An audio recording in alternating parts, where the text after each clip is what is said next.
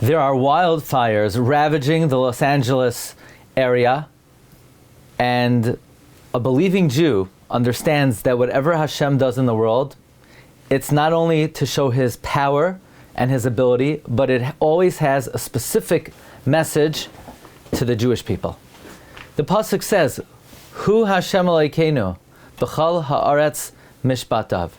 He is Hashem, our God. In all the world are His judgments. Meaning, whatever Hashem does in this world, He does as our God, and it is a message for us. What do we learn from these ravaging wildfires in Los Angeles? Firstly, we learn the power of fire. The amount of damage these fires have wrought, so far approximately $250 billion of damage. It will take, they estimate, about 10 years to recover from this. And to understand the scope and the range of influence that these fires have, the area, the largest area of the wildfires is the Pacific Palisades area, destroyed 23,713 acres. In the Eden area, the second largest fire, burning north of the Palisades, 14,117 acres. The fires destroyed about 12,000 structures. The Hearst fire, 799 acres. Auto area, 56 acres. Kenneth area, 1,052. The Lydia, 395. And the Archer area, the Woodley area, the Olivas Sunset area. Tens of thousands of acres have been destroyed. Think about the power of influence of fire, where it starts off as a small flame, but its ability to destroy such large areas is really illustrated in what we're seeing with our very own eyes. Our Talmud teaches us that Torah is compared to fire. Actually, this is explicit in the Navi Yirmiyah. Haloi koi divarai ke'eshnam Hashem. Is my word not like fire, says Hashem. In fact, the Gemara teaches us that if you see a young Torah scholar who gets angry easily, it's not his fault, it's the Torah in him that is burning and that is agitating him. The Torah is a powerful force. Our sages teach us, the Archaim HaKadosh teach us, that there have been 4 exiles that the Jewish people have endured. Each exile we are redeemed in the merit of another great personality. The first exile, we're redeemed in the merit of Abraham. The second, Yitzchak. The third, Yaakov. The Babylon in the merit of Abraham. Persia in the merit of Yitzchak. Greece in the merit of Yaakov.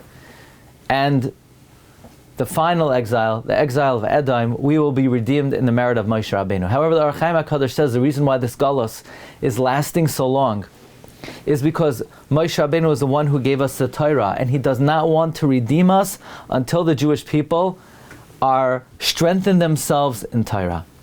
And if you want to know, well, what kind of influence can Torah have?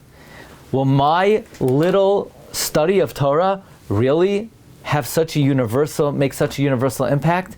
Of course it will, because Torah is like fire, and Hashem is illustrating to us that a small little flame, just a small fire, it's able to spread, it's able to devastate, it's able to destroy tens of thousands of acres. In a few minutes, it could run through, ravage many football fields worth. If that's the power of physical fire, our tradition is Midah Tova Meruba, that the attribute of kindness is 500 times more powerful.